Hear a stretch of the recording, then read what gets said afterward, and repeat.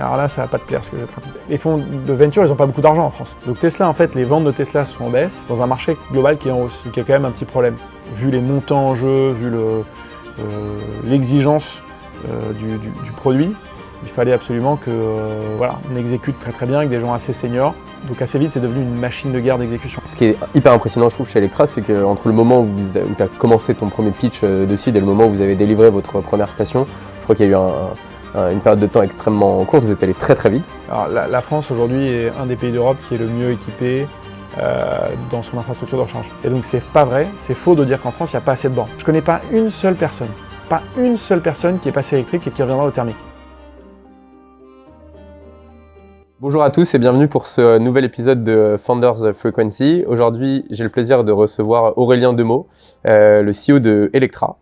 Alors Electra, startup, même maintenant scale-up à la croissance ultra rapide, créée en 2021, qui a aujourd'hui levé plus de 500 millions d'euros, qui compte des centaines de salariés et qui révolutionne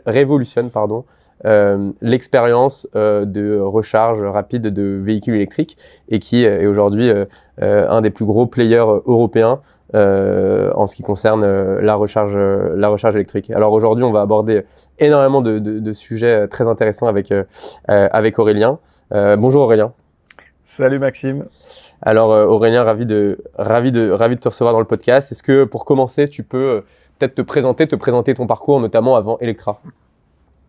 Écoute, merci de ton invitation. Donc moi, je suis Aurélien Demeaux, j'ai 38 ans.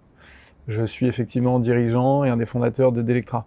Electra, comme tu l'as dit, on est un opérateur de bornes de recharge rapide pour les voitures électriques. Donc notre mission, c'est de faire en sorte que les gens puissent passer électrique et le faire simplement en leur mettant des bornes un peu partout, rapides et très simples à utiliser. Donc ça, c'est une boîte qu'on a montée il y a 5 ans maintenant. Et avant, de 2010 à 2020, j'ai créé et dirigé avec un copain une boîte qui s'appelle Cheers et qui fait de l'impression de photos, donc dans le domaine du e-commerce, domaine qui est très différent. Et donc c'est une boîte on a développée, on a levé des fonds, on l'a revendue. Et puis j'ai fait ça pendant 10 ans et donc fin 2020, on a monté Electra avec d'autres associés, Julien et Augustin, et on va en parler, j'imagine. Alors Cheers, c'est une boîte que tu montes en sortie d'école, finalement, c'est ta toute première expérience pro? Ouais, exactement. Et donc c'est une expérience qui dure 10 ans, que tu montes avec un de tes potes d'école, j'imagine? Voilà, c'est ça. On est deux copains d'école, on a 23-24 ans et on se dit bon, il y a un vrai truc qui se passe en ce moment, c'est que tout le monde commence à tout le monde commence à se mettre sur Facebook et à partager ses photos sur Facebook. Et il y a un système d'API sur Facebook qui fait que du coup, quand l'utilisateur accepte à une application d'accéder à ses photos, à son profil, etc., t'as pas du coup à prendre une clé USB, aller chercher les photos de Maxime, les photos d'un tel, etc. Et donc, on trouvait ça génial et on s'est dit, on était en échange à Shanghai en Chine et on faisait un cadeau de départ et on s'est dit, putain, en fait, on est là à galérer à récupérer les photos à droite à gauche. C'est con, on pourrait faire un truc plus simple et passer par Facebook parce que toutes les photos sont sur Facebook. Donc, on a créé un site internet avec une API qui allait chercher les photos Facebook des gens. Et je te la fais très courte, mais ça n'a pas du tout marché. On a beaucoup galéré pendant 2 ans pour 2 raisons principales que je peux analyser aujourd'hui avec le recul. Premièrement, les photos Facebook, c'était pas des photos que les gens voulaient imprimer. Les gens, ils veulent imprimer des photos de la vie, des grands moments, des mariages, des enfants, des vacances, etc., mais pas les photos Facebook. Et deuxièmement, je pense que on avait un setup qui était très mauvais, on avait une mauvaise plateforme technique. En fait, on était des bébés, on sortait de l'école et on faisait vraiment du patin à glace. Donc, je pense qu'on était nous-mêmes, on n'a pas fait les choses très très bien. Mais donc ça, c'était les 2 premières années, mais ce qui est marrant, c'est que l'idée, finalement, vous avez peut-être changé de là où vous alliez sourcer les photos, mais finalement, le concept restait le même. Ouais, le concept, il a un peu évolué. C'est-à-dire que c'est resté le même, c'est vrai. C'est de l'impression photo et du e-commerce. Je t'envoie tes photos chez toi. Mais il a évolué pour 2 raisons. D'abord, on s'est écarté des photos Facebook et Instagram parce qu'à un moment, on était un peu l'imprimeur de photos sociales. Et on s'est un peu obstiné sur cette idée pendant 1 an et demi parce qu'on était sûr que notre idée était géniale. Et malgré le fait que les faits nous montraient que pas du tout. Donc, tu vois, ça aussi, c'est un truc qu'il faut analyser avec le recul, c'est qu'on a mis trop de temps, je pense, à pivoter. Mais bon, on a fini par le faire. On a dit, OK, maintenant, en fait, on imprime tes photos qui sont sur ton téléphone, sur ton ordi.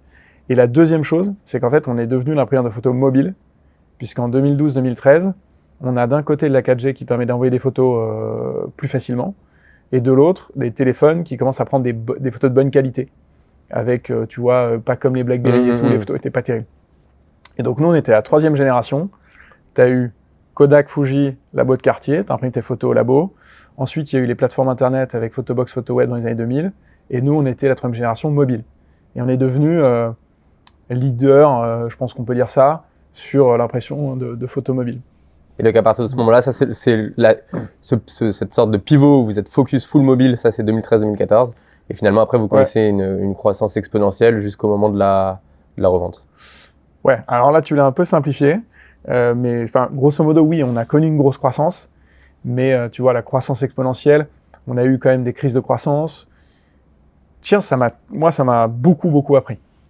Et c'est peut-être on y reviendra, mais c'est aussi pour ça, enfin, ça m'a appris à recruter des gens, à internationaliser, parce qu'on a développé le business international. On avait une partie tech, une partie marketing en ligne, et une partie aussi très opérationnelle et industrielle, puisqu'on a notre propre labo de production à Gennevilliers, en région parisienne, avec un hangar, des machines, tu vois, 50 personnes à gérer qui imprimaient les photos. Qui imprimaient que du Cheers, en fait. Que du Cheers. Ouais, c'était vraiment une filiale 100% intégrée. Qui appartenait 100% à Cheers. Au début, on est passé par des imprimeurs externes, évidemment, et puis on a fini par l'internaliser, pour des questions de qualité, de coût, ça. Et ouais, on a eu quand même pas mal de hauts et de bas dans cette période, mais c'était un peu le petit bassin pour moi d'une certaine manière, parce qu'aujourd'hui, les enjeux d'Electra sont beaucoup plus gros, mais ça m'a appris énormément de choses, toute la boîte à outils entrepreneuriale je te dis, lever des fonds, recruter, s'internationaliser, tous ces trucs-là, c'était vraiment très précieux pour moi. Et qu'est-ce qui a fait du coup, donc c'est une expérience qui représente 10 ans de ta vie, ta première grosse expérience pro. Qu'est-ce qui a fait qu'à ce moment-là, en 2021, je crois que vous avez le choix entre finalement lever des fonds et puis continuer à vous développer. La boîte se passait extrêmement bien et vous avez décidé finalement de vendre. Qu'est-ce qui a motivé cette décision versus continuer et aller encore plus loin avec votre business, avec ce business initial? Alors, nous, on a vendu la boîte en fait en 2018 au groupe CEWE, CEWE, qui est le leader de l'impression photo en Europe. Aujourd'hui, c'est un groupe allemand. Et on avait un contrat de 3 ans, qui était un contrat d'accompagnement ou de transition après la vente. Donc, on a fait ces 3 ans, qui étaient hyper intéressants, où on a vraiment arrimé la boîte Cheers avec ce groupe allemand, réalisé beaucoup de synergies, t'imagines bien, de production, d'expédition, etc. Et puis, arrivé début 2021, fin 2020, début 2021, la boîte était rentable, elle faisait 50 millions d'euros de chiffre d'affaires, donc elle avait atteint une taille qui était pas mal pour le secteur, parce que le secteur de l'impression photo, c'est un tout petit secteur. C'est ça qui est paradoxal d'ailleurs, et qui me frustrait un peu, c'est que tout le monde a des photos chez soi, c'est très universel, il n'y a pas un foyer où il n'y a pas des photos qui traînent quelque part sur le frigo, sur la table basse, etc. En revanche, c'est en ligne 200-250 millions d'euros de taille de marché en France. Donc ça n'a rien à voir avec le travel, la bouffe, etc. Enfin, c'est vraiment tout petit. Donc on avait le sentiment, enfin moi j'avais le sentiment qu'on atteignait un peu un plafond sur ce marché. Et puis ça faisait 10 ans que je faisais ça, donc j'en ai un peu marre, pour être honnête. J'avais envie de faire autre chose. J'avais envie de découvrir un nouveau projet, quoi. Donc c'est pour ça que... Vous avez quand même fait 3 ans en fait finalement chez l'acquéreur, ce qui est quand même une... Ouais, on a fait 3 ans avec l'acquéreur. Et c'est marrant que tu... C'est plutôt un temps, tu vois, par rapport à ce qu'on peut voir sur le marché, relativement long, ce qui veut dire que quand même, il y avait, ça s'est plutôt bien passé. Mais tu as raison de le souligner, quand on a fait le deal avec CEWE, tout le monde autour de moi m'a dit « Mais tu vas voir, tu vas pas tenir 6 mois avec une boîte allemande. » C'est une boîte allemande un peu plus institutionnelle, tu vois, un peu plus old school, entre guillemets, je sais pas si on peut dire ça. Et en fait, moi, j'ai trouvé ça hyper intéressant parce que c'est une très belle boîte. C'est une boîte qui fait 1 milliard de chiffre d'affaires, 4000 salariés. Ils nous ont laissé notre autonomie. Donc, ils ont eu l'intelligence de se dire, bon, bah, on a un acteur nouvelle génération positionné sur le mobile qui se débrouille bien. Donc, on a gardé nos bureaux, gardé notre marque, gardé notre équipe. Donc, ça, c'était, tu vois, on n'avait pas l'impression d'être trop sous contrainte. Et puis, il y a eu une grosse croissance parce qu'on est passé de 15 millions à 50 millions d'euros de chiffre d'affaires. Donc, il y avait plein de trucs à gérer. Et c'était aussi, hein, enfin, tu vois, je pense que quand tu as levé des fonds, tu as ta start-up, ça marche bien, tu as un peu l'impression que, ok, c'est cool, tu vois, tu as tout compris, toutes les portes sont ouvertes. Et je pense que c'était une bonne leçon d'humilité de voir qu'en fait, ce groupe, il était au final beaucoup plus gros que nous, il était rentable, il avait plein de choses à nous apprendre. Et donc, on s'est mis plutôt dans une position d'essayer d'apprendre et de comprendre ce qu'eux, ils avaient à nous apporter. Pour pas faire, tu vois, un peu les petits cons de dire non mais attends, eux, c'est des vieux cons en costard, ils ont rien compris. Nous, on est les start-upers, on est beaucoup plus jeunes, on est beaucoup plus cool. C'était vraiment surtout ce que je voulais éviter. Et au final, la relation, du coup, était bonne. Aussi parce que le business allait bien. C'est-à-dire que ce qu'on avait... T'as un paradoxe quand tu vends ta boîte, c'est que tu vends un business plan qui est très ambitieux, parce que tu as envie de montrer à l'acheteur que voilà, ton business il a du potentiel et que donc il est intéressant, et donc il faut bien le valoriser. Et d'un autre côté, ensuite, comme tu as ce contrat de service après-vente, derrière, tu dois délivrer ce budget qui est un peu qui monte comme ça. Et ça s'est plutôt bien passé. On a plutôt réussi à délivrer cette croissance-là. Donc je pense que ça a aussi mis de la confiance. Et ils se sont dit, OK, les gars, ils se donnent du mal, ils bossent comme des dingues, ils ne sont pas mis un peu en dilettante. Et en plus, ils délivrent les résultats, quoi. Et en 2018, peut-être au moment où du coup l'acquisition s'est faite, là, la décision pour vous de versus lever des fonds, c'était quoi? C'est que vous étiez jeune et c'était une opportunité unique de faire partie d'un grand groupe et aussi de toucher, je pense, un capital ou une somme d'argent non négligeable qui changeait votre vie, en fait, finalement. Ouais, on s'est beaucoup posé la question. On était vraiment en dual track. Donc, on avait une levée de fonds d'un côté et une discussion avec Sewe en parallèle. Et ce qui a motivé la décision, je pense, il y a deux trucs. Premièrement, je pense qu'on atteignait un peu un plafond de verre. Donc moi, j'ai le sentiment que si on faisait une levée de fonds, tu vois, on levait 18 millions d'euros à l'époque. 18 millions d'euros, ça nous mettait tout de suite sur une valorisation, je sais plus, ça devait être 50 millions. Les fonds qui investissaient, ils attendaient de faire x2, x3. Donc il fallait ensuite sortir la boîte à 100, 150, 200 millions d'euros. Et j'avais pas l'impression que, vu la taille du marché, on allait pouvoir faire cette croissance-là et délivrer cette promesse-là. Ça, c'est le premier truc. Et la deuxième chose, c'est la production. En fait, la production, c'est hyper complexe, parce que c'est un métier qui est très saisonnier. Donc, on fait, tu vois, le mois de décembre, avec les commandes de Noël, calendrier photo, album photo et tout, c'est 30% du chiffre d'affaires de l'année. C'est un métier où c'est des produits personnalisés. Donc, les photos, tu peux pas les stocker en avance. Tu dois imprimer. Celui qui envoie sa commande le 17 décembre et qui doit la recevoir pour le 24, tu l'imprimes le 17. Tu peux pas préparer en amont. Donc, c'est super, super exigeant. Et moi, j'ai vu Sewe, j'ai vu l'organisation qu'ils avaient. Ils étaient très, très, très forts sur la production. Avec beaucoup de centres de production, 3 en France, plusieurs en Allemagne, dans d'autres pays. Enfin, vraiment, moi, je me suis dit, OK, on va pouvoir s'appuyer sur cette machine industrielle et ça va nous faire un bien fou. Et ça a été le cas, et franchement, ça, je regrette pas du tout.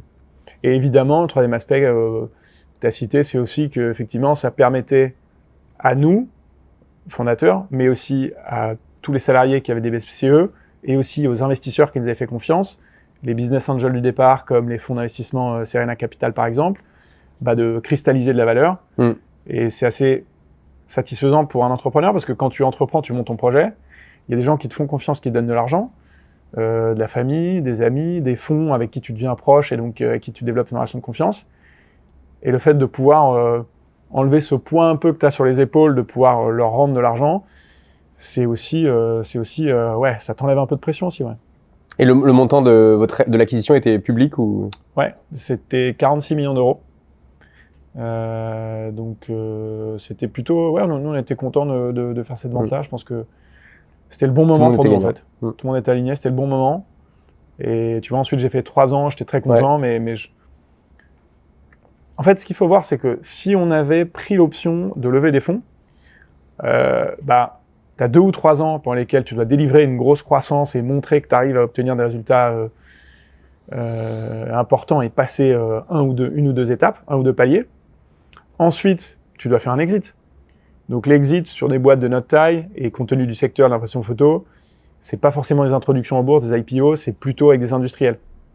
Mais quand tu fais donc ta sortie avec un industriel, là tu dois quand même en général rester 2, 3, 4 ans en fonction du deal que tu as. Et donc si tu veux, moi ça a décalé aussi ma sortie de au moins 5-6 ans. Ouais. Le temps de monter de 2 ou 3 crans, puis ensuite de faire la vente et ensuite de rester 2 ou 3 ans.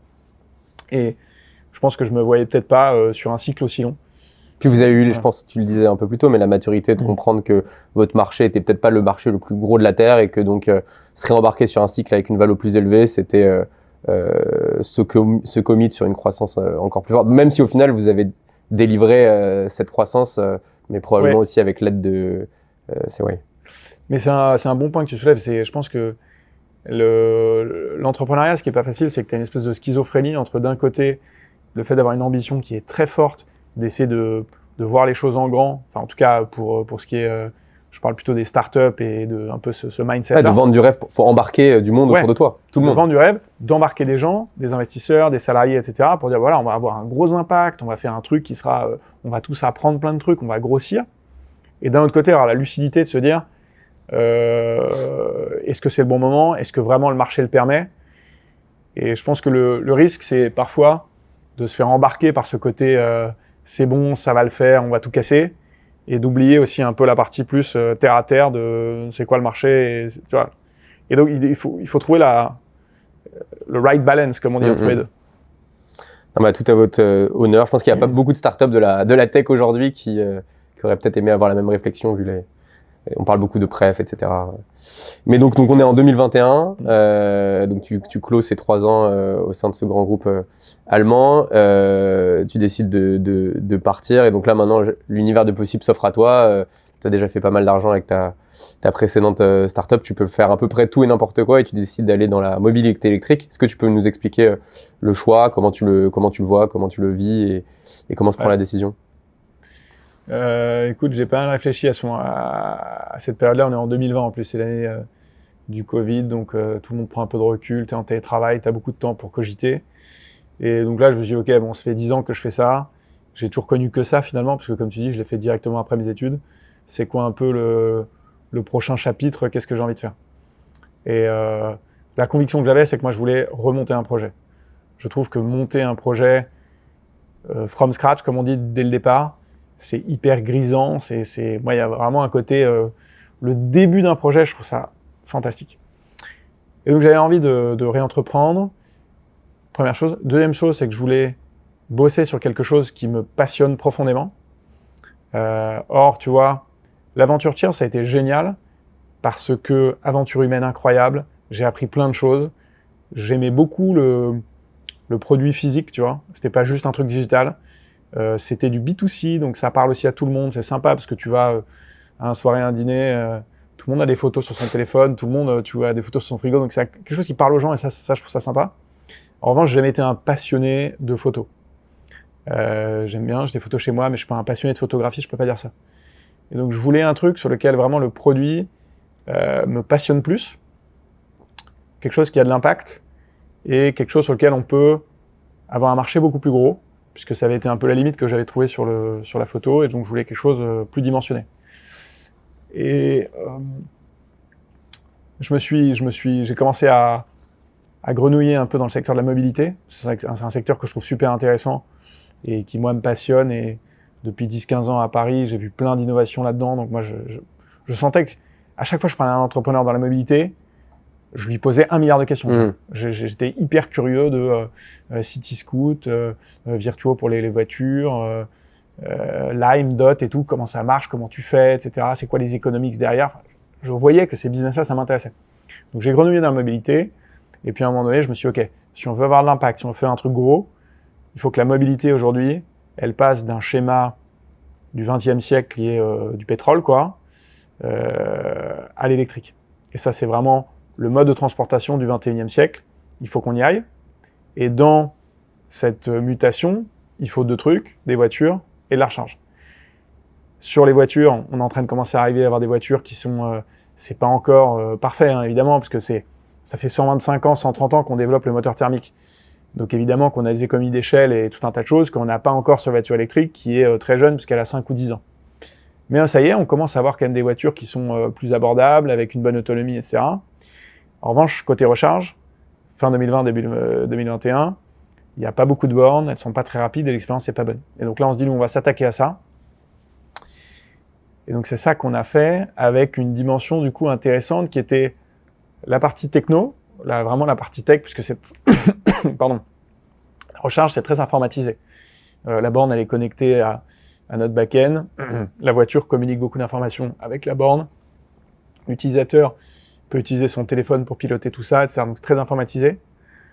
Mais tu as aussi une partie... Parce que tu peux choisir, il y a différentes vitesses de recharge, en fonction des modèles, j'imagine que maintenant ça c'est un peu plus unifié, mais tu as différentes modalités de rechargement ou différentes normes, c'est ça, pour recharger ta voiture? Non, aujourd'hui c'est très standardisé. C'est standardisé. Donc tu as vraiment... et ça, l'Union européenne a très bien fait ça. Tu vois, on dit souvent... J'en profite, mais on dit, ouais, l'Union européenne, c'est des technocrates à Bruxelles et tout. Il y a quand même quelques trucs qui sont plutôt des avancées. Et typiquement, comme le câble USB-C qui était standardisé, le connecteur de recharge, il était standardisé aussi. Ok. Donc ça, c'est quand même plutôt une bonne chose. Mais non, en fait, c'est simplement le fait que tu as une communication entre la voiture et la borne qui est pas unidirectionnelle. C'est-à-dire que quand tu fais un plein d'essence, ça va que dans un sens, tu déverses dans la voiture. Et la pompe à essence, elle sait pas quel modèle de voiture tu as, elle sait pas que c'est la voiture de Maxime, elle sait pas où est-ce que tu en es dans ça, elle sait rien en fait. Là, tu as vraiment une connexion informatique dans laquelle la voiture va envoyer plein d'informations à la borne en disant « Moi, j'ai 25% de recharge, tu m'envoies tant de puissance et tout un tas d'autres paramètres en disant « Je suis une modèle 3, etc. etc. » Donc, il y a cette partie techno qui est vraiment hyper intéressante, qui, moi, m'intéresse beaucoup. Et il y a une autre partie qui est la partie infrastructure. Où là, pour le coup, c'est quelque chose que je ne connaissais pas. C'est vraiment l'infra, où il y a des dizaines, des centaines de millions d'euros d'investissement à faire. Et puis, il y a des vrais travaux du génie civil. Oui, parce que quand tu installes une station Electra, faut creuser des trous, des tranchées dans la chaussée pour se raccorder. Tu vas pas te raccorder comme tu branches une prise électrique. Il faut une alimentation électrique qui est de haute puissance, voilà. Donc souvent ce qu'on appelle en haute tension. Donc ça nécessite de faire des tranchées. Et ouais, c'est 1 an et demi à peu près, allez, peut-être un peu moins, 1 an de réalisation. Parce que tu as... l'installation d'une station. Ouais. Alors, c'est pas la construction de la station en elle-même, mais tu vas avoir le temps du raccordement. Donc, tu vas demander à Enedis, qui est en France l'opérateur. Il faut savoir que c'est très pratique parce que dans d'autres pays dans lesquels on est dans 10 pays aujourd'hui. En Allemagne, tu en as 800 des Enedis. Donc, c'est beaucoup, beaucoup plus complexe. Donc là aussi, je pense qu'en France, on peut quand même se satisfaire de ça. On a une très bonne infrastructure en France, hein. On s'en rend pas compte, c'est un truc que je dis souvent, mais on a des autoroutes, du nucléaire, des télécoms, un réseau électrique, tout ça fonctionne très bien. Donc on l'apprécie pas, je trouve, suffisamment.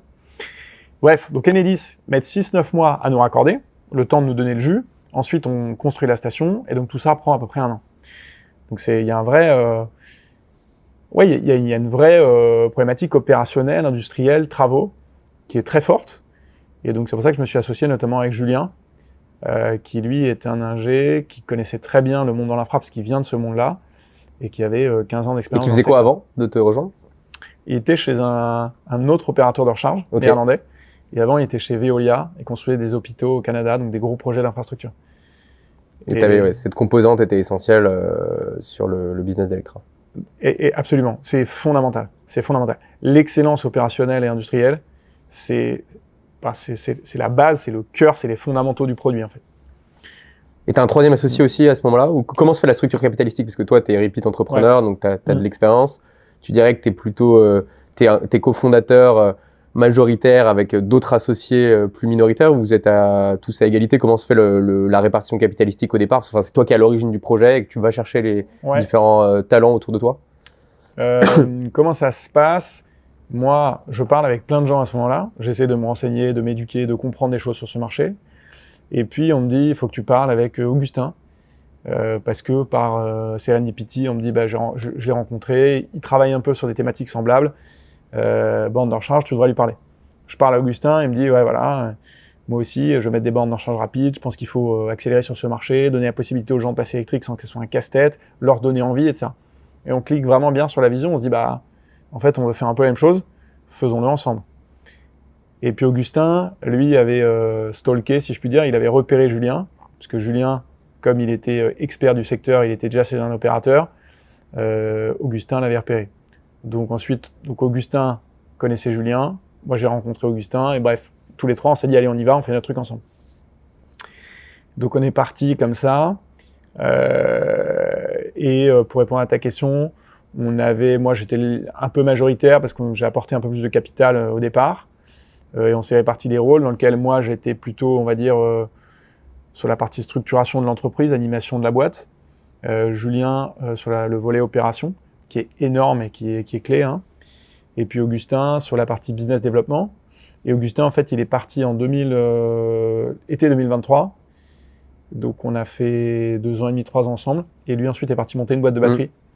Parce que je pense que ce qui l'amusait beaucoup, c'était le 0 à 1. Et Electra, assez vite, on a levé beaucoup d'argent. On a levé plus de 700 millions d'euros en equity. Ok. Parce que pour créer une station, ça coûte 500 000 euros. Si tu veux un réseau intéressant, il faut en créer des centaines. Donc, il faut des centaines de millions d'euros d'investissement. Et donc, assez vite, c'est devenu une machine de guerre d'exécution Electra. Parce que, vu les montants en jeu, vu l'exigence du produit, il fallait absolument que voilà, on exécute très très bien avec des gens assez seniors. Je pense que ça l'amusait moins, donc il est parti monter une boîte de batterie. Alors aujourd'hui, Electra, vous en êtes où en termes de nombre de stations? Peut-être les quelques chiffres que tu peux nous dévoiler sur les pays où vous êtes et tu vois le nombre de stations que vous prévoyez de déployer peut-être l'année prochaine, dans 2 ans? Ouais, Electra, nous on est dans 10 pays aujourd'hui.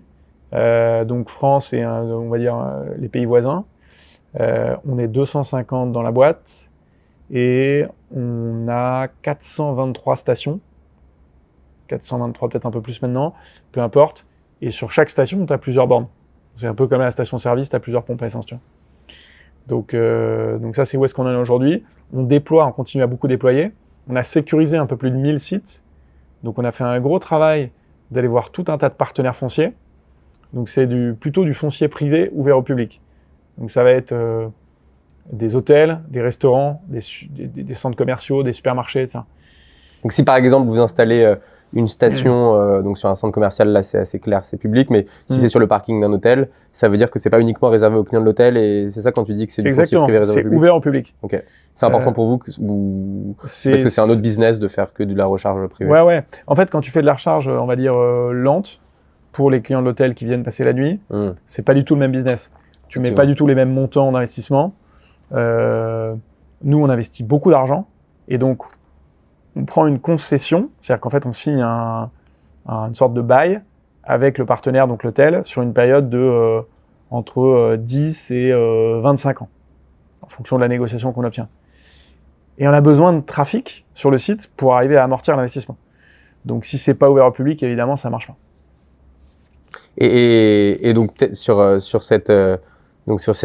ce partenariat finalement entre l'hôtel, le centre commercial, le parking qui possède le lieu et qui vous le loue, comment se passe ensuite derrière l'accord et la rémunération? Est-ce que vous payez finalement un loyer, une concession qui dépend pas forcément derrière vous du trafic que vous allez recevoir? Est-ce que c'est des partenariats un peu plus élaborés où il y a une commission qui est touchée en fonction de ce que vous rechargez? Comment ça se passe? C'est toujours la même chose. C'est-à-dire qu'on paye un prix fixe par place qu'on va occuper, par place de parking, plus un variable. Okay. Et évidemment, que ce soit le fixe comme le variable, dépendent de tout un tas de critères. C'est comme quand tu achètes un appartement, il est à quel étage et où est-ce qu'il est situé? Est-ce qu'il est dans le cœur de Paris? Est-ce qu'il est dans une ville ailleurs? Tu vois, donc tu as tout un tas de critères et puis de référentiels marché qui font que tu arrives à te mettre d'accord avec le bailleur sur un certain prix. Mais qui ne dépendent pas derrière de à quel point vous allez bien recharger sur votre site ou pas, quoi. Enfin, bien recharger dans le sens... Si, parce que tu as une partie variable. Ok, mais la variable, elle se fait en fonction du nombre typiquement actuel de recharge que vous allez faire sur un mois donné, par exemple? Non, en gros, vous quantifiez en amont. Le variable, il est assez simple. Tu vois, je te donne un exemple, on dit OK, on va vous reverser 3% du chiffre d'affaires pendant les 15 ans de la vie de la station. Okay. Et ce qui est intéressant, parce que du coup, ça aligne bien nos intérêts. Et le partenaire, il a envie que la station marche parce que non seulement c'est un service qui rend aux gens, en plus ça amène du trafic aussi, parce que les gens, ils chargent en 15-20 minutes, ils vont boire un café, ils découvrent son hôtel, son resto, son supermarché, peu importe. Et puis ils touchent un petit bout de loyer dessus, donc il est content. Oui, puisque tu comptes aussi, j'imagine, sur le partenaire pour marketer, entre guillemets, correctement la station. C'est-à-dire si c'est un hôtel, je sais pas, bien l'afficher, bien le signaler, la signalétique est importante. Nous, on est attentif à ça, effectivement, au fait que il y a une relation vraiment partenariale avec le propriétaire, l'occupant des lieux, quoi. De manière à ce que, lui, il est au courant qu'il y a une station, on lui a expliqué comment, pourquoi, il va pouvoir l'expliquer aux utilisateurs, Enfin, il faut que ça se fasse de manière partenariale. Et alors, ce qui est hyper impressionnant, je trouve, chez Electra, c'est qu'entre le moment où tu as commencé ton premier pitch de seed et le moment où vous avez délivré votre première station, je crois qu'il y a eu une période de temps extrêmement courte, vous êtes allé très très vite.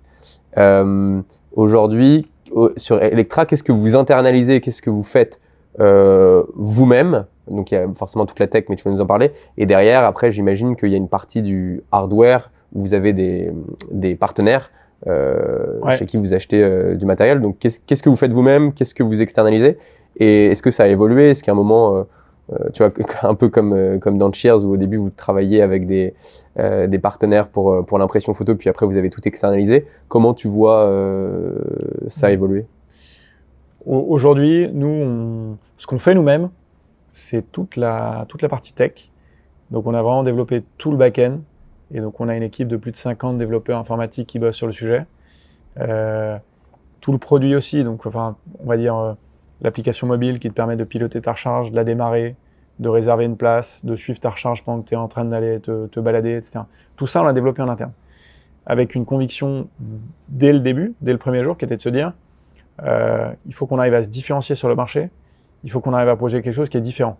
Et donc la tech nous permet de proposer un produit qui, je pense, est un peu plus simple, un peu plus sophistiqué, un peu plus sympa pour l'utilisateur.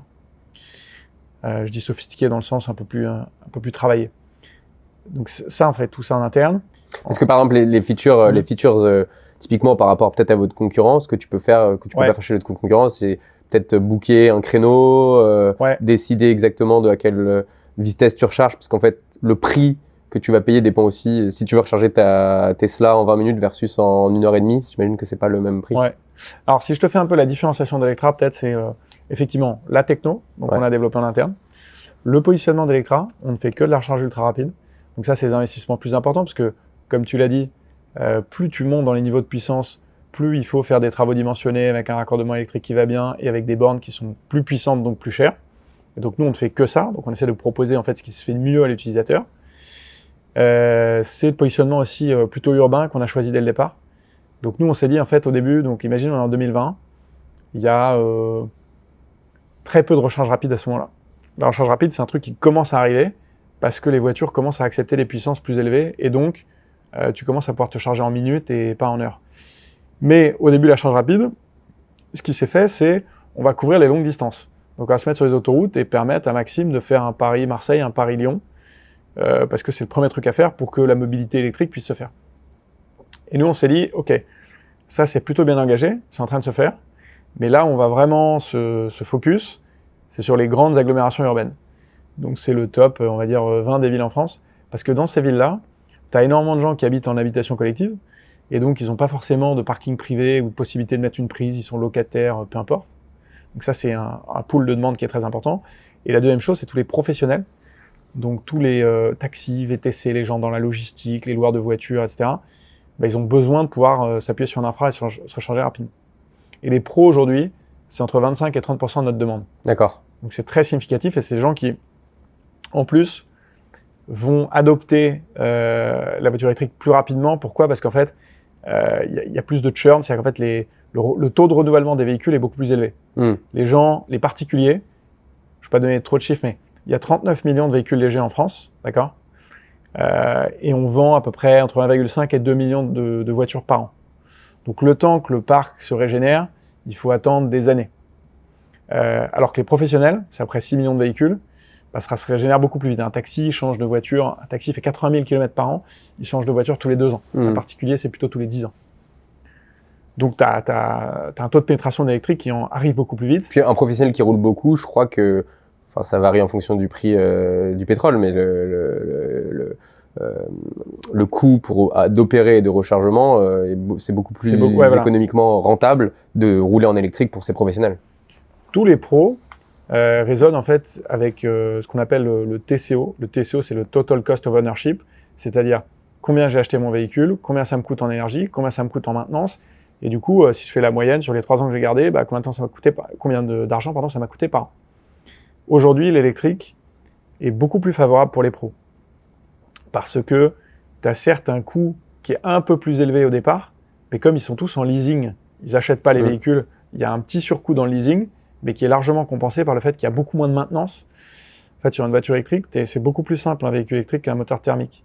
Tu as moins de pièces, donc moins de maintenance, et tu as aussi un coût de l'énergie qui est beaucoup plus faible. Je vais te donner un chiffre très simple. Rouler en électrique en France, ça coûte 2 fois moins cher que de rouler à l'essence. Ok. Ça coûte 2 fois moins cher. Au kilomètre parcouru, et ça inclut recharge plus coût d'entretien. Là, je te parle juste de l'énergie. Juste de l'énergie, ok. Mais pour faire 100 km, quand tu fais un plein d'essence, grosso modo, en France, la consommation moyenne, c'est 7 litres. Donc, grosso modo, ça va te coûter entre 12 et 14 euros pour faire 100 km avec une voiture thermique. Avec une voiture électrique, ça va te coûter entre 6 et 7 euros. Donc, c'est beaucoup plus avantageux. Et c'est d'ailleurs, moi, un des éléments que j'essaie de mettre en avant, c'est que c'est vraiment le credo, le leitmotiv d'Electra. C'est pourquoi est-ce qu'on veut passer électrique? Nous, on veut le faire en expliquant aux gens que c'est un meilleur produit, c'est moins cher, c'est une meilleure expérience que une voiture thermique. Je ne connais pas une seule personne qui est passée électrique et qui reviendra au thermique. Alors ça doit exister, sans doute, mais franchement, ça te coûte moins cher. Tu roules, ça te coûte moins cher. Il n'y a pas de vibration, il n'y a pas de bruit, il y a 2 fois moins de particules fines. Les particules fines, c'est un problème majeur de santé publique. Ça tue entre 40 et 50 000 personnes par an en France. Donc, c'est des arguments que je donne souvent, mais je pense qu'il faut essayer de voir l'angle macro et se dire, passer électrique, pour un pays qui a 56 réacteurs nucléaires, qui est le premier pays producteur d'électricité en Europe, premier exportateur d'électricité en Europe, avec une électricité qui en plus est décarbonée grâce au nucléaire, on serait trop bête de ne pas passer notre système de transport du pétrole à l'électrique. On importe, juste la France, 30 milliards de dollars de pétrole par an pour faire tourner les camions, les voitures, les cars, les motos, etc. Alors qu'en fait, on a largement de quoi subvenir à cette demande de transport si elle est électrique, de par notre production qui est décarbonée et qui est très abondante. Donc, et alors, qu'est-ce qui fait que qu'on y va pas assez vite? On a beaucoup parlé de... Est-ce que la baisse relative de vente des voitures électriques, tu vois, à l'échelle globale, c'est une baisse générale du secteur du véhicule, ou est-ce que c'est parce que les coûts d'acquisition d'un véhicule sont encore élevés? C'est quoi ton interprétation et ton analyse là-dessus? Alors, mon analyse là-dessus, c'est... Tu vois, c'est assez révélateur parce que tu me dis, il y a une baisse du nombre de voitures électriques. La réalité, c'est qu'en 2024, le nombre de ventes de voitures électriques, les voitures électriques, c'est des voitures 100% électriques, les hybrides, c'est pas vraiment des voitures électriques. Ouais. C'est plus 24% entre 2023 et 2024. Ok. Donc en fait, malheureusement, et je le dis, je suis un peu frustré de cette situation, je l'avoue, la musique qu'on entend dans les médias en permanence, et ça, je trouve ça dommage, c'est l'électrique, il n'y a pas d'autonomie pour l'industrie automobile, si tu veux, on pourrait y revenir. L'industrie automobile souffre énormément du fait de l'électrique, les ventes sont en baisse, les clients n'en veulent pas. Donc forcément, si tous les médias répètent ça non-stop toute la journée, ben je comprends que les gens ils en veulent pas. La réalité, c'est qu'il y a eu une augmentation au niveau global de 24%. En France, c'est vrai, les ventes d'électrique, elles ont stagné en 2024. Entre 2023 et 2024, il n'y a pas eu de progression. Et je pense que ça, c'est lié à un point majeur, c'est que le coût des voitures électriques est encore trop cher. Heureusement maintenant, tu sais, il y a tout un cadre réglementaire, il y a la trajectoire 2035 avec l'interdiction des ventes de véhicules thermiques en 2035, et dans cette trajectoire de décarbonation des transports, tu as des paliers. Et donc il y a un premier palier en 2025, c'est les normes CAFE, donc c'est une cible d'émissions de CO2 moyenne par véhicule qui est fixée au constructeur.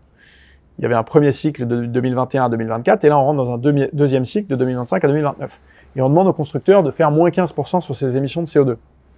Donc résultat, qu'est-ce qui se passe? Il y a beaucoup de nouveaux modèles qui arrivent, la Citroën EC3, la Renault R5, la voiture de l'année, la Twingo électrique qui va venir chez Renault l'année prochaine, une nouvelle Dacia électrique, la 208, la 2008. Donc il y a plein de nouveaux modèles de voitures électriques qui sont beaucoup plus abordables, parce que c'est ça aujourd'hui le frein majeur. Quand les voitures sont bon marché, enfin en tout cas sont à un prix raisonnable, on l'a vu avec le leasing social, je ne sais pas si ça te parle l'année dernière, les gens se sont rués dessus, il y avait 20 ou 25 000 modèles prévus, et ils en ont fait 50 000 en 2 semaines ou 3 semaines. Donc l'enjeu, c'est vraiment le prix des voitures électriques qui doit baisser. Et comment il va baisser? avec les nouveaux modèles dont je t'ai parlé, et avec le prix des batteries qui baisse. Parce qu'aujourd'hui, dans le monde, on vend à peu près 80 millions de véhicules,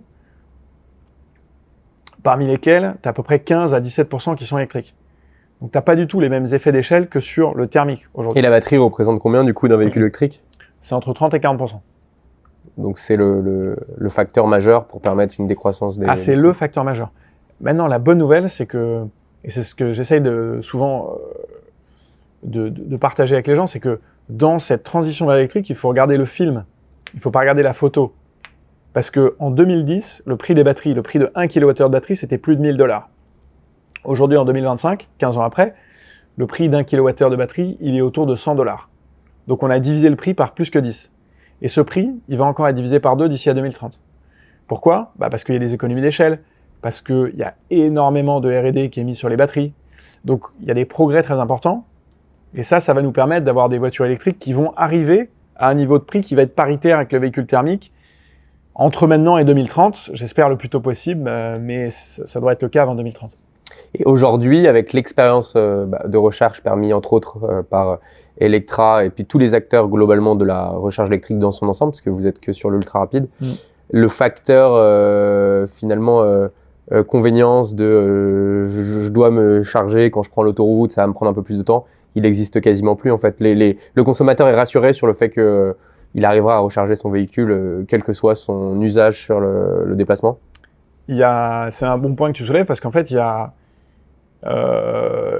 une distorsion entre la réalité et la perception des gens.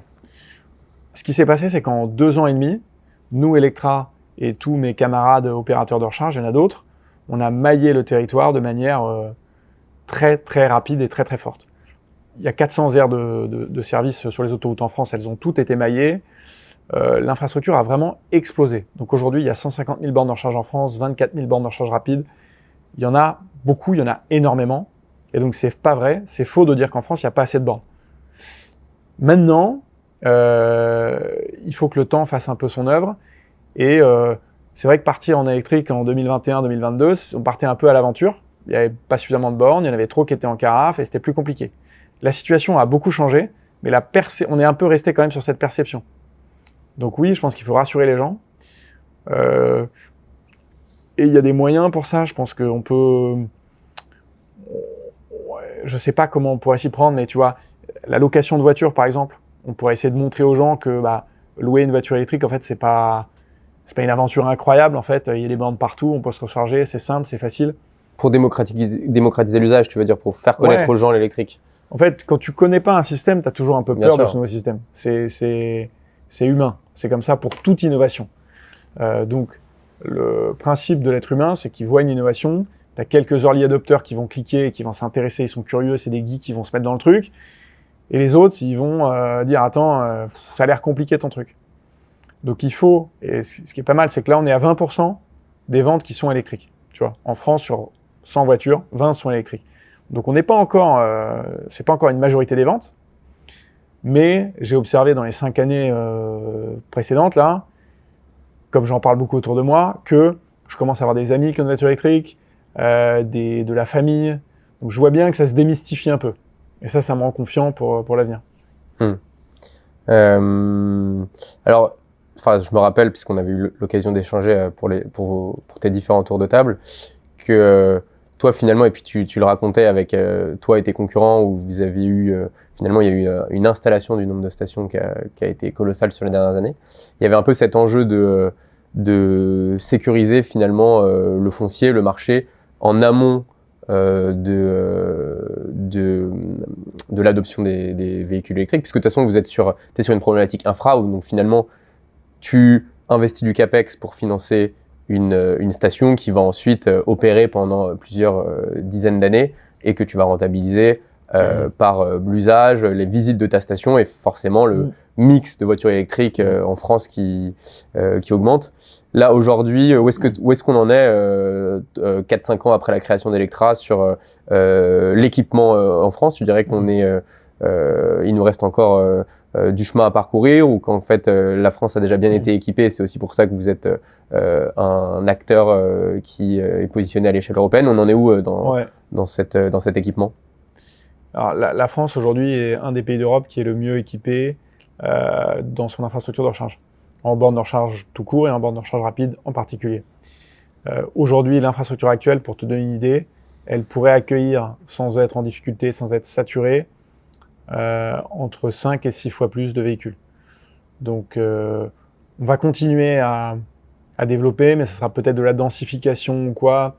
On va créer évidemment des stations supplémentaires, mais ça va pas être dans les mêmes proportions que ce qui s'est fait ces 2 dernières années, ça c'est clair. Maintenant, tu parlais du foncier, c'est vrai que c'est un point super intéressant. Et moi, c'est ce que j'adore dans cette aventure avec Electra, c'est que y a un côté pionnier, quoi. C'est-à-dire qu'en fait, en 2020-2021, on a regardé le territoire, on a essayé de prendre des vues, prendre des projections en se disant combien il y aura de voitures électriques en 2030 ou en 2035, combien il y en a qui vont chercher à se charger en dehors de leur domicile ou en dehors du bureau, combien voudront se recharger rapidement. Et donc, tu dois essayer d'intellectualiser un peu tout ça et de prendre un peu ton risque en te disant bon, il ne faut pas trop que je me gourre sur les emplacements, parce qu'une fois que j'ai mis 500 000 € sur un emplacement, c'est très difficile de bouger la station. Alors tu pourras me dire oui, mais tu peux reprendre tes bornes, etc. Mais c'est quand même assez complexe et c'est très coûteux. Donc c'est pas du web ou de la tech où tu peux faire ton test, ça marche pas, tu déboucles le truc. Donc ça a été un travail vraiment très minutieux, très important. On a beaucoup travaillé sur qu'est-ce qui fait qu'un lieu va marcher. Et ben en fait, c'est un critère de plein de choses, c'est un croisement de plein de critères. Le trafic adjacent, est-ce que tu es sur un gros supermarché où il y a tous les jours 1000 personnes qui viennent faire leurs courses, auquel cas une bonne partie de ces gens-là seront en électrique demain, donc voilà. Est-ce que tu as des professionnels autour, donc qui peuvent être susceptibles d'apporter de la demande? Est-ce que dans cette région en particulier, il y a un taux d'adoption de voitures électriques donc il y a plein de facteurs. Et puis il y a le facteur qualitatif. Est-ce que dans le parking, tu es bien visible tout de suite? Ou est-ce que tu es au fin fond du parking? Il y a 50 tiroirs et on pourrait parler des critères fonciers qui font qu'une station, elle est bien pendant 1h30. Et ça, je trouve... J'imagine qu'aujourd'hui, après plus de 400 stations installées, vous avez une opinion un peu plus... vous avez, par rapport aux stations du début, où j'imagine que vous aviez moins de certitude, aujourd'hui, vous êtes quand même... vous avez Nous, on est confortés dans notre thèse qui est de dire les grandes agglomérations urbaines sont des lieux privilégiés parce que tu as les 2 demandes que j'ai citées tout à l'heure, les pros et les particuliers qui ne peuvent pas forcément se recharger. Donc on est conforté dans le fait que c'est des zones qui sont préférentielles. Et ensuite, je pense que on a passé beaucoup de temps à développer un outil qu'on appelle le network planning et on a essayé de rationaliser un peu tout ça. Donc en mettant pas mal de données sur, encore une fois, on achète auprès de TomTom par exemple, base de données, et les niveaux de trafic qu'il y a à côté. Et ça, du coup, ça vient rationaliser un peu la thèse de pourquoi on investit 500 000 € sur ce site, vis-à-vis de nos investisseurs, vis-à-vis de nous, notre gouvernance interne. Et ça met un tout petit peu de cadre dans cette discussion. Et ça nous conforte aussi dans un deuxième truc qui est la qualité. C'est-à-dire qu'aujourd'hui, la thèse d'Electra, c'est vraiment faisons des sites de qualité. On veut pas en mettre, on n'est pas là pour planter des bâtons, on n'est pas là pour mettre un maximum de bornes de recharge partout. On veut en revanche que les zones de recharge, ça soit des lieux top, avec une expérience qui soit vraiment bonne. Et avec des economics du coup qui tournent bien. On ne fait pas de carpet bombing, comme on dit, à en mettre partout et puis on verra ce qui se passe. C'est pas du tout la stratégie d'Electra. Et donc dans l'histoire du financement d'Electra, donc vous avez fait vos premiers tours avec des acteurs equity, on va dire classiques, des VC. Puis ensuite il y a des fonds d'infra qui sont arrivés, qui sont effectivement des acteurs plus spécialisés. Comment s'est fait la jonction et finalement quelle est la différence entre travailler avec un investisseur VC, un investisseur infra, et peut-être sans rentrer dans trop de détails, mais comment ça marche exactement? Un investisseur infra, du coup, va financer tout le CAPEX derrière?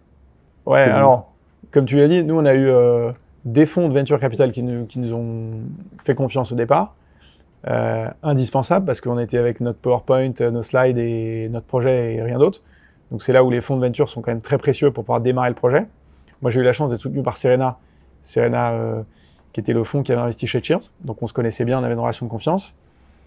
Et ensuite, fonds d'infra, et puis ensuite, fonds de pension. Alors là, ça va pas te plaire ce que je vais te raconter. Fonds de pension, c'est Fonds de pension, c'est PGM, c'est un fonds néerlandais. Ok. On n'a pas ça en France. dans des pays, en France, on a un système de retraite par répartition. Et dans des pays où tu as des systèmes de retraite par capitalisation, les actifs vont cotiser dans un fonds. En l'occurrence, PGGM, c'est le fonds de tout le personnel médical et hospitalier néerlandais. Donc c'est, je crois, 3 ou 4 millions de salariés. Tous les mois, ils cotisent. Et cet argent-là, il est mis dans une espèce d'énorme fonds qui fait 250 milliards. Et ce fonds de 250 milliards, il investit dans plein de trucs, dont l'infrastructure et dont Electra. En direct dans des boîtes quand elles sont suffisamment grosses, j'imagine. Parce que sinon, oui, alors il investit, tu vois, il a sa propre stratégie de diversification de portefeuille. Mais il investit une petite part en direct dans des boîtes. Et donc c'est comme ça qu'on a réussi à avoir cet investissement-là.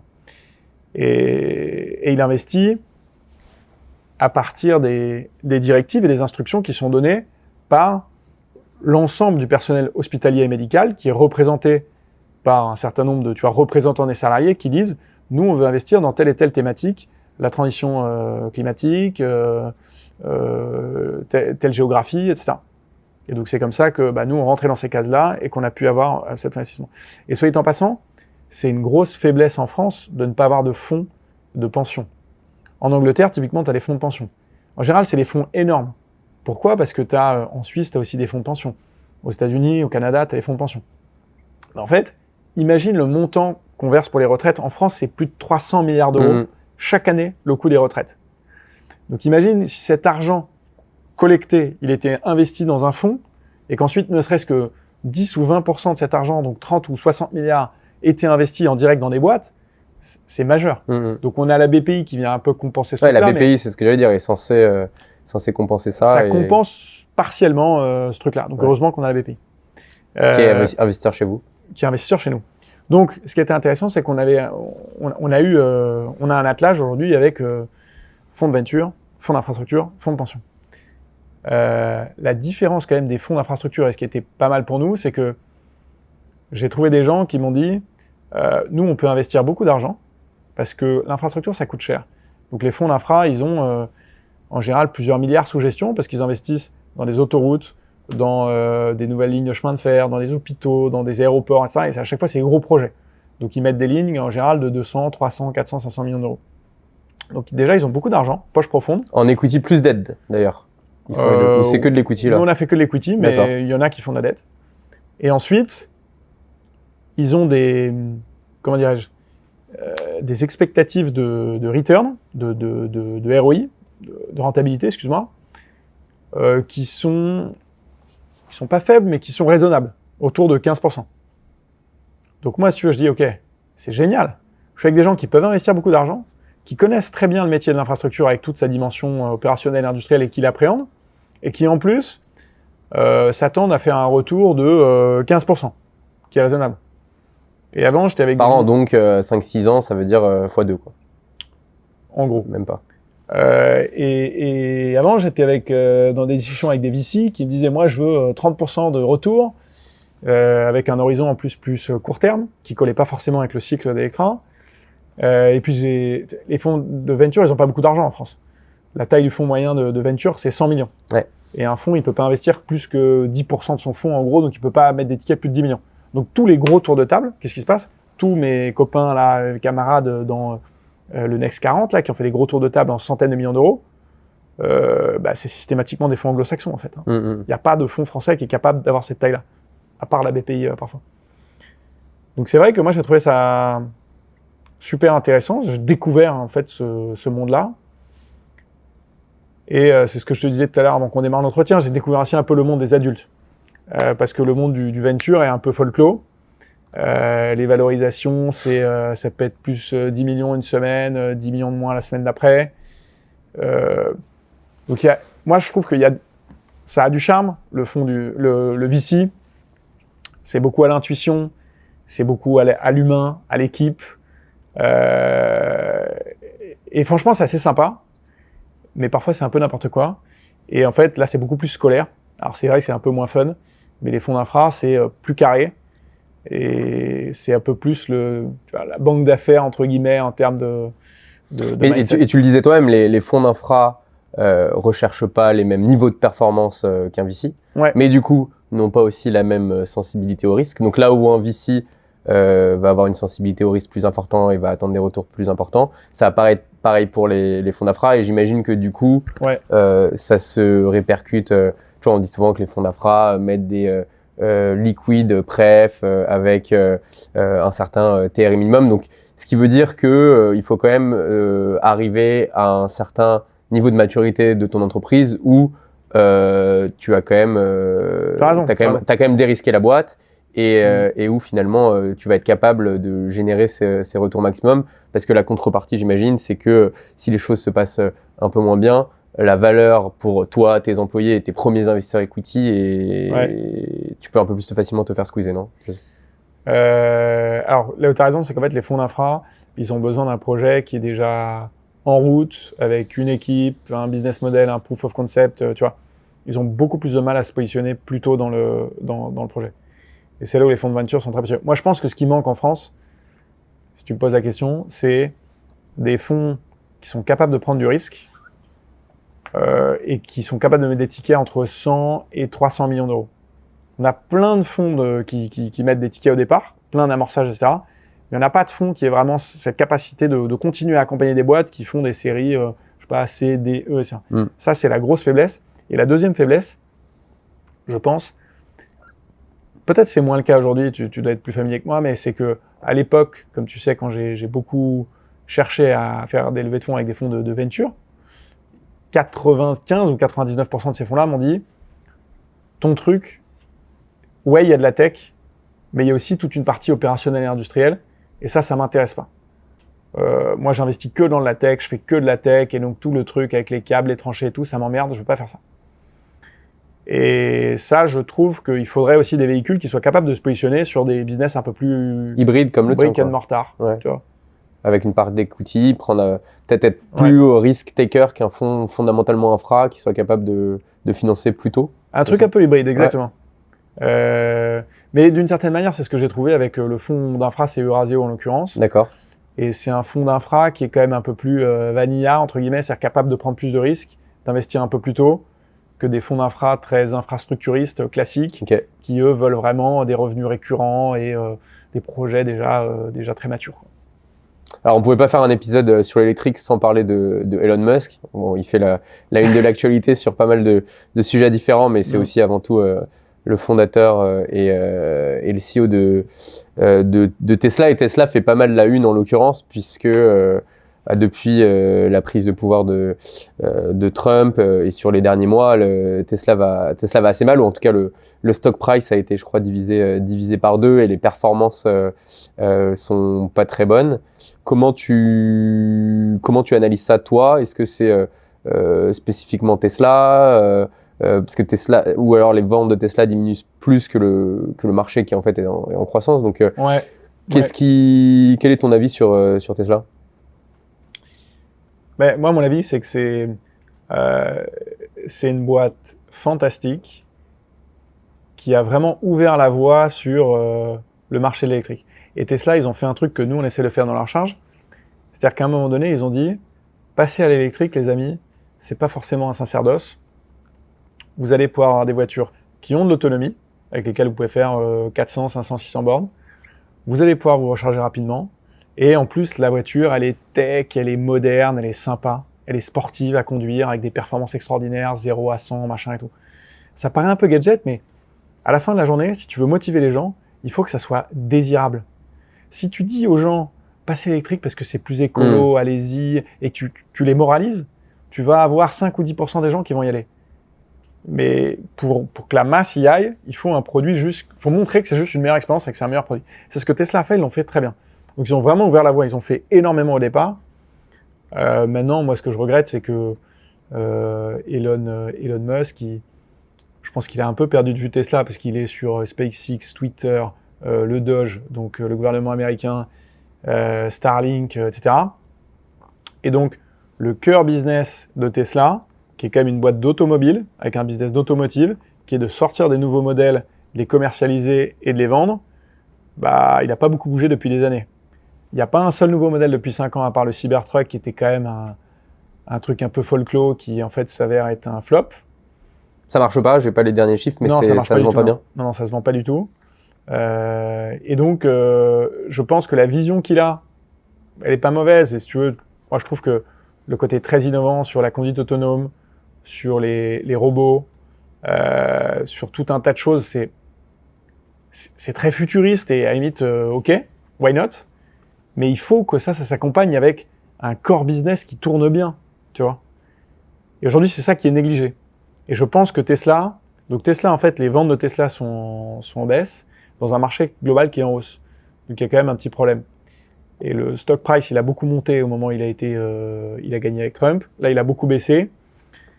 J'attends de voir ce qui va se passer, mais ça ne m'étonnerait pas, peut-être que je m'avance un peu, mais ça ne m'étonnerait pas qu'à un moment donné, le board de Tesla dise, en fait, on a besoin de quelqu'un qui soit 100% dédié à la boîte. Il va rester actionnaire, Elon Musk, c'est pas grave, mais on va le remercier pour ses bons loyaux services, il a ouvert la voie. Et on a quelqu'un qui va s'occuper du business au quotidien, en day-to-day. Il y a une grosse compétition sur ce marché, il y a beaucoup d'acteurs chinois, il y a tous les constructeurs européens qui se réveillent.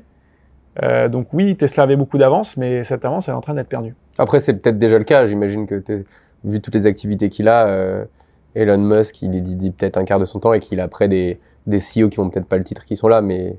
Non, c'est pas vraiment le cas. Nous, moi, je connais pas mal de gens qui bossent chez Tesla, qui ont travaillé chez Tesla. Et la culture de Tesla, c'est une culture quand même très centralisée, où à la fin, c'est quand même Elon qui décide. Il décide rapidement, il fait ça en 1 heure, mais ce que je veux dire, c'est qu'il a quand même un rôle et un pouvoir décisionnaire qui est très très fort. Okay. Et aujourd'hui, je trouve que comme il est défocus, ça manque, et malheureusement, Tesla n'a plus le rôle un peu de leader de toute l'industrie automobile. Et tu disais, il y a beaucoup de concurrents qui émergent, on parle beaucoup des Chinois. Ouais. C'est quoi? C'est que dans les dernières années, Tesla n'a pas réussi à continuer sa marche en avant, de rendre finalement parce qu'effectivement, Tesla, ça a commencé comme un produit assez premium, très cher, et il a justement, je suis d'accord avec toi, créé cette marque géniale qui met en avant toutes les qualités de conduire une électrique, et c'est ce qui a fait le succès à ses débuts. Maintenant, on est, j'imagine, plus dans cette phase de mass marketisation, où Tesla n'a pas forcément réussi à baisser le prix, là où en fait aujourd'hui les marques chinoises sont capables de produire de l'électrique beaucoup moins cher. Et je crois même qu'il y a pas mal de pays où Tesla maintenant n'est plus le vendeur de voitures électriques numéro 1 et détrôné par Ce qu'il faut voir, c'est le centre de gravité mondial de l'industrie automobile aujourd'hui, c'est la Chine. En fait, la Chine, c'est 30 millions de ventes de véhicules par an. Donc c'est 2 fois plus gros que le marché américain, et c'est 2,5 fois plus gros que le marché européen. Donc de fait, c'est le premier. Et ça s'est fait en...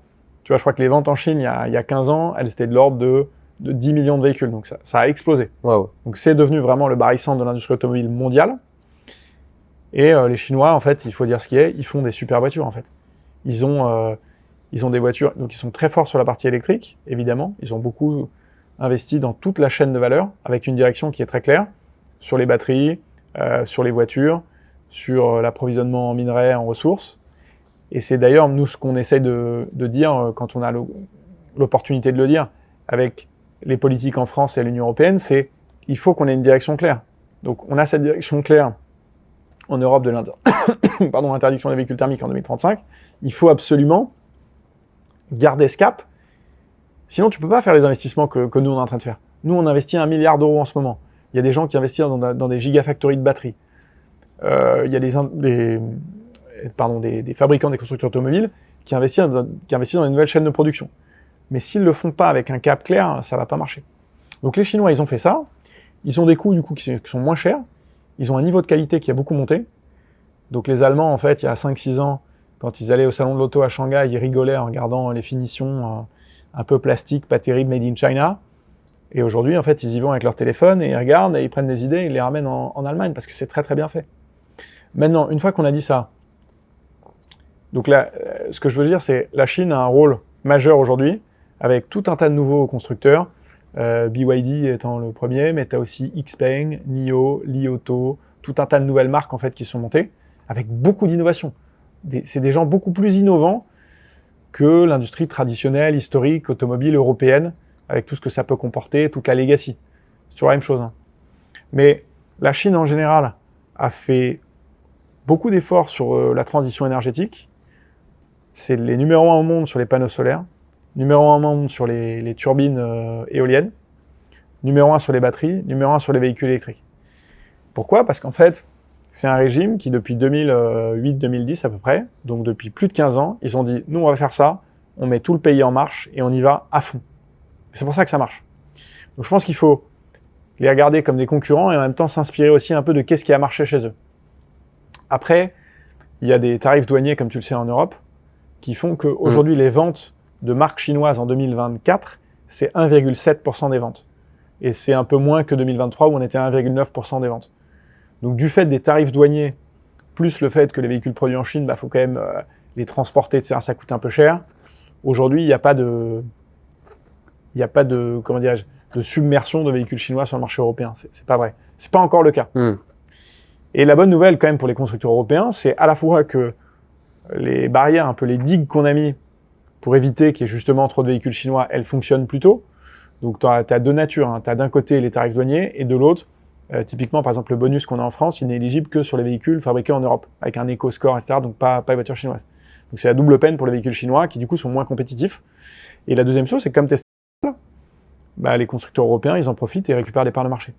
Donc tous les véhicules que je te disais, là, les R5, la Renault R4, la 4L restylisée de Renault, les 3008, tous les constructeurs européens sont en train de profiter du fait que Tesla ait laissé un peu d'espace. Mais pour toi, pour ton business, pour Electra, finalement, en fait, ou même pour le consommateur de manière générale, ce qu'il faudrait, c'est finalement que la concurrence continue à être la plus saine possible pour continuer à baisser ses prix vers le bas et avoir de plus en plus de véhicules électriques sur la route. Est-ce que c'est une bonne... que Tesla aille mal, qu'il y ait des tarifs douaniers toujours plus importants, même plus maintenant uniquement avec la Chine, mais on en parle aussi avec les US. Non, moi ça va pas dans le bon sens de la voiture électrique finalement. Il y a plusieurs dimensions, tu vois, dans ce que tu dis. Effectivement, il faut que le marché des voitures électriques il avance, et en même temps, et là si je mets ma casquette de citoyen, il faut aussi que l'industrie automobile européenne, elle arrive à transitionner sans se faire détruire. Parce que c'est beaucoup d'emplois, c'est 10% du PIB ou un tout petit peu moins, je crois, au niveau européen, donc c'est énorme.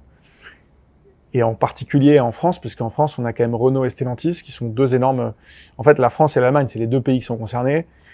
Dans les autres pays, il y a beaucoup moins d'industrie automobile, donc que ce soit des voitures chinoises, japonaises, parce que les Japonais, en fait, ce qu'on vit avec les Chinois, c'est ce qui s'est passé il y a 10-15 ans avec les voitures coréennes et japonaises, avec Toyota, Kia, Hyundai, qui sont arrivés il y a 15-20 ans. Et pour ça, je pense qu'il faut donner un peu le temps aux constructeurs européens d'arriver à s'organiser, à faire des véhicules compétitifs. Mais à la fin de la journée, celui qui va gagner, c'est pas une histoire de tarifs douaniers ou quoi, c'est celui qui a la meilleure expérience et le meilleur produit. Donc les tarifs douaniers, ça peut marcher 1 an, 2 ans, 3 ans, mais qu'est-ce qui se passe? Les Chinois, typiquement BYD, on en parlait tout à l'heure, ils sont en train de construire une usine en Hongrie, l'Hongrie étant dans l'Union européenne, ils n'auront plus de droits de douane. Donc de toute façon, ils vont construire en Europe et ils vont éviter ces droits de douane. Mais ça laisse juste un tout petit peu plus de temps aux constructeurs européens.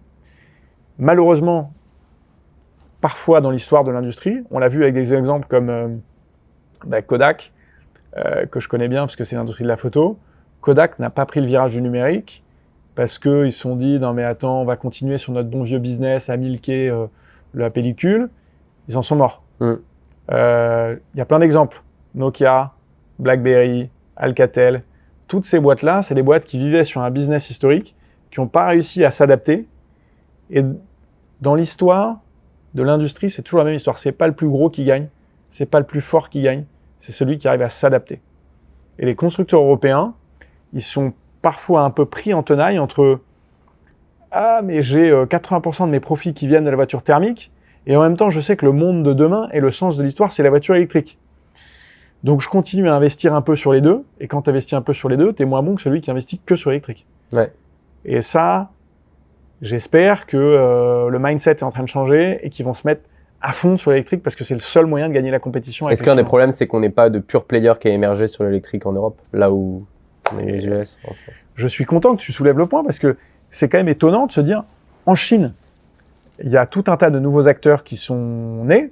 Aux US, il y a Tesla, mais il y a aussi Rivian, je ne sais pas si tu connais, qui est aussi une très belle boîte.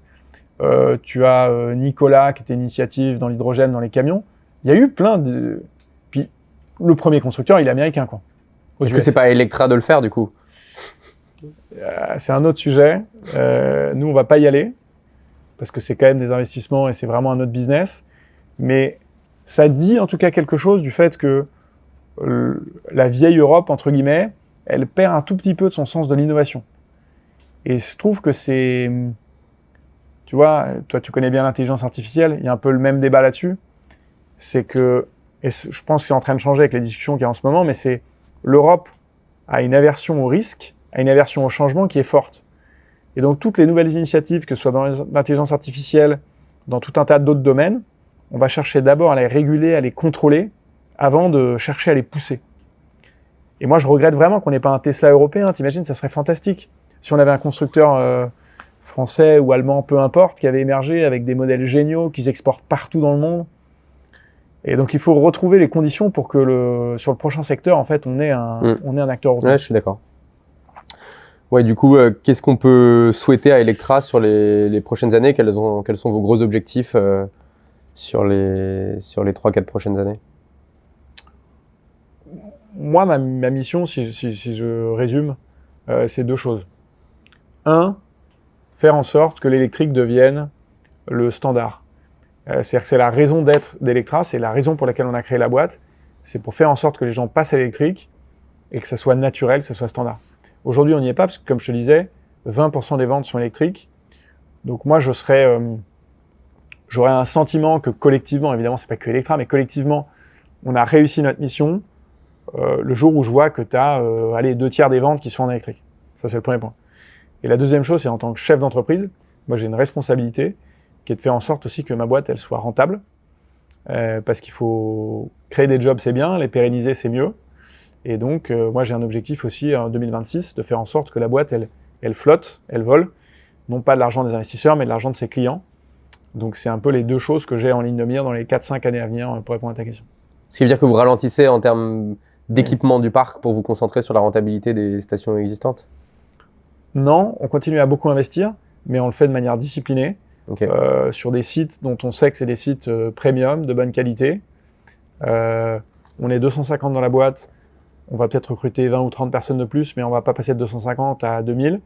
Donc on essaie d'être discipliné et attentif sur nos coûts et de faire de la qualité. Moi, je crois beaucoup au fait que si tu contrôles tes coûts et que tu fais de la qualité, bah, ton équation, à un moment donné, elle marche. Bon, alors pour finir ce podcast, je te propose un petit jeu. Je te pose des questions très courtes et faciles et tu me réponds par ce qui te passe par la tête. Ok, ça te va? ça marche. Alors tu peux dîner avec la personne de ton choix, vivante ou décédée. Qu'est-ce que tu choisis et pourquoi? C'est marrant, mais j'ai vu pardon, je la fais peut-être un peu trop long, mais un podcast de Sarko sur Légende, Ouais. Sarkozy, qui disait Jésus, Ouais. parce que soit il est ressuscité et c'est extraordinaire, c'est quand même incroyable, soit c'est faux, mais ça fait 3000 ans qu'on en parle, 2000 ans pendant qu'on en parle, et donc il y a quand même un truc de dingue autour de cette histoire. Mais donc je suis un peu en train de le plagier, et sinon ça serait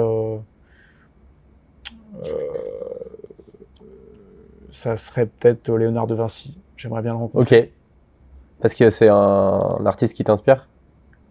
Parce que c'est quelqu'un qui, dans une époque un peu post-Moyen-Âge, tu vois, début de Renaissance, a eu une vision extraordinaire sur tout un tas de domaines. Et je me demande comment un Italien, je sais pas, au XIVe siècle, à un moment, il pense à faire des hélicoptères, il trouve tu vois, sur l'ingénierie, sur la santé, il trouve des trucs que personne n'a vus plusieurs siècles à l'avance. Voilà, je serais fasciné. Quel est le meilleur conseil business qu'on t'ait jamais donné? De ne pas écouter les experts. C'est un truc que je dis souvent. Faut pas écouter les experts. En fait, les experts qui, depuis 20 ans, 30 ans, travaillent dans le domaine de l'infrastructure, de l'énergie, etc., ils font d'une certaine manière. Il faut écouter certains trucs qu'ils disent, mais si tu veux vraiment réinventer, vraiment disrupter, vraiment innover, bah, tu peux pas t'inspirer de ceux qui font de la même manière depuis 20 ou 30 ans. Quelle start-up française ou internationale t'inspire le plus aujourd'hui? Conto. Pourquoi? Parce que je trouve que le produit est extraordinaire. Je trouve qu'il y a un peu comme chez Electra. Tu sais, moi, mes concurrents, c'est les gros énergéticiens. Ça va être des Total, des EDF, des Engie. C'est les gens qui font des dizaines de milliards de profits. Et donc, il y a un petit côté David contre Goliath. Et Conto, de la même manière, bah, ils vont disrupter l'industrie bancaire, où on sait qu'il y a des concurrents établis énormes qui sont aussi très profitables. Donc, j'aime bien, là, tu vois, le côté un peu le panache qu'il y a dans Conto. Je trouve que le produit est fantastique. Et je trouve qu'ils ont aussi très grande discipline dans la façon dont ils exécutent le projet. On sent que c'est une boîte qui est maîtrisée et qui se développe de façon saine. Et ça, c'est vraiment ce que je veux pour Electra. Ton meilleur souvenir avec Electra? Mon meilleur souvenir, il y en a plein. Tous les appels d'offres qu'on a gagnés en B2B, ça c'était fantastique. Mais c'est le truc le plus grisant d'Electra, c'est vraiment l'équipe d'Electra. L'équipe d'Electra, c'est le Real Madrid. C'est vraiment des gens passionnés. Heureusement qu'ils ont gagné hier. J'ai vu. C'est des gens très passionnés qui sentent qu'il est en train de se passer un truc et qu'on vit de l'intérieur la transition d'un monde à un autre. Et on attire des profils extraordinaires. C'est comme on a levé pas mal de capital, qu'on a un secteur d'impact, que, bon, j'espère, j'ai la faiblesse de penser, on a une organisation saine qui fonctionne bien avec des bureaux sympas, on a des talents, mais de dingue, de dingue. Parfois, je me pince en disant, mais le niveau des gens et surtout la bienveillance et la culture de la boîte, je trouve, est vraiment sympa. Donc, tous les off-sites qu'on a passés ensemble, pour moi, et c'est un peu le learning que j'ai de Cheers, c'est à la fin, ce qu'on retiendra de Cheers ou d'Electra, moi, ce que je vais retenir, c'est l'aventure humaine, en fait. Tu vois, on a développé le monde de la photo, là, on développe le monde de la recharge, mais c'est ce qu'on a vécu avec les gens, c'est les moments de stress, les insomnies, les moments où on a gagné les appels d'offres, les moments où on a fait les off-sites, on a fait la fête. C'est tous ces moments de vie qui sont dingues. Moi, c'est ça. Je veux vivre ça, en fait. C'est pour ça que je fais ce projet. Et ton souvenir peut-être le plus douloureux, à contrario? Mon souvenir le plus douloureux, là, on a perdu aussi quelques appels d'offres. Non, la levée de fonds, la dernière levée de fonds a été particulièrement intense. Et on l'a faite dans des conditions où on a avancé, nous, full scale. Donc, on a avancé à fond. Et on a eu beaucoup de stress autour de cette levée de fonds parce que si on n'avait pas ce financement, la boîte, potentiellement, elle mourrait. Et on a pris le parti, en tant que management, de se dire, nous, on est lancé, la machine, elle est lancée. Comme je disais, l'infrastructure, il y a beaucoup d'inertie dans la machine. Tu peux pas l'arrêter comme ça du jour au lendemain parce qu'il faut plusieurs mois, années parfois pour construire un site. Donc, on s'est dit, on continue, on avance parce qu'on va obtenir ce financement. On est confiant dans la qualité de notre produit. Mais du coup, l'opération de financement, elle était dans un marché compliqué. On a beaucoup d'investisseurs. On a 11 fonds d'investissement. Donc, pour tous les mettre d'accord, c'est pas évident. Et donc, forcément, en tant que chef d'entreprise, tu te dis, tout ça peut s'arrêter demain. Et puis, tu le vois, y a pas mal de boîtes qui mettent la clé sous la porte pour des histoires de financement. Donc, forcément, tu dors moins bien. Et ça, c'est vrai que c'était tough. Ça fait partie de la vie. Comment on fait pour concilier vie pro et vie perso quand on a une boîte de 250 personnes? Déjà, j'ai pas de bonne réponse. J'ai pas de vie perso. Non, j'ai pas de bonne réponse parce que je pense que je suis pas forcément exemplaire en la matière. Moi, je suis très, très, très passionné par ce que je fais. J'adore ce que je fais. Donc, forcément, j'y pense tout le temps. Matin, midi et soir, voiture électrique, recharge, énergie, techno, politique publique. Enfin, il y a plein de trucs qui m'intéressent dans ce qu'on fait. Donc, moi, j'ai une femme et 3 enfants. Je pense que ma femme est assez tolérante. On s'organise. Et en fait, Electra, ça marche pas si ma femme est pas là, en fait. Parce que si elle était frustrée, si elle souffrait de cette situation, moi, ça me rongerait de l'intérieur, ça me minerait, et je pense que j'aurais beaucoup plus de mal à avoir 100% entre guillemets de mon cerveau disponible sur Electra. Et aujourd'hui, elle me donne la possibilité de faire ça, et je la remercie vraiment pour ça. Ton hobby favori en dehors d'Electra? Mon hobby favori? Je t'ai dit, moi, tu sais, je suis très bon au couloir, hein, je suis picousé de mon truc. Non, mon hobby favori, c'est faire du sport. Tennis, padel, natation, voir des potes. J'ai pas de hobby. Mon hobby, c'est de monter des boîtes et de vivre des aventures avec des gens. Et alors, un livre de chevet que tu nous recommanderais? Je te recommande de lire la biographie du mec de Nike qui s'appelle Phil Knight, Ouais. L'art de la victoire. J'en ai déjà parlé, mais je trouve que c'est vraiment instructif parce que tu vois que aujourd'hui, quand tu penses à Nike, tu te dis multinational, mondial, énorme et tout. Et en fait, c'est juste un gars de l'Ohio, je crois, qui a commencé à créer une paire de baskets et puis qui a développé son truc. Qui commençait même à importer des chaussures japonaises, non? Du Japon, exactement. Et puis, de fil en aiguille, tu vois qu'il a eu plein de difficultés, plein de galères, comme tous les entrepreneurs finalement. Et puis, il l'a fait grossir. Il a eu de la chance aussi. Il faut avoir de la chance. Il faut avoir le bon timing, la chance, la bonne équipe. Il faut avoir... Créer une boîte qui scale, c'est tellement de planètes alignées, c'est le bon produit au bon moment, avec la bonne équipe, avec le bon financement. C'est ça qui fait qu'à un moment donné, tout s'aligne. Et ça, je suis conscient du fait qu'on lâche Electra, et il faut surtout pas le gâcher. C'est hyper précieux parce que je sais que, je sais pas si je l'aurais une autre fois, quoi. Et alors, est-ce que Electra, c'est la dernière boîte de ta vie parce que tu sais que elle te suivra encore des dizaines d'années, ou il y aura une troisième boîte? Aujourd'hui, je sais pas te dire. Ce que je sais de manière certaine, c'est que au moins les 5 prochaines années sont dédiées à Electra à 100%, parce que la mission, elle n'est pas encore remplie, comme je te disais tout à l'heure, et parce que Electra, c'est, encore une fois, je fais peut-être un parallèle avec Cheers, mais Cheers, c'est quand même un petit marché et qui est peut-être moins riche d'un point de vue tiroir que tu peux tirer. Et là, Electra, c'est plein de tiroirs. Ce qui se passe dans l'énergie, la transition de l'industrie automobile, la partie opérationnelle et l'infrastructure. La tech, elle évolue aussi beaucoup. On parle de voitures autonomes. Il y a plein de choses. Et donc là, je sais que je suis très excité par les 5 années qui arrivent. Génial, et c'était le mot de la fin. Merci beaucoup Aurélien d'avoir passé ce temps avec nous. On a appris énormément de choses sur Electra, mais aussi sur l'industrie. On attend de voir du coup ce qui se passe avec le premier board de Tesla au Q1. Merci. Merci à toi. Salut. Salut.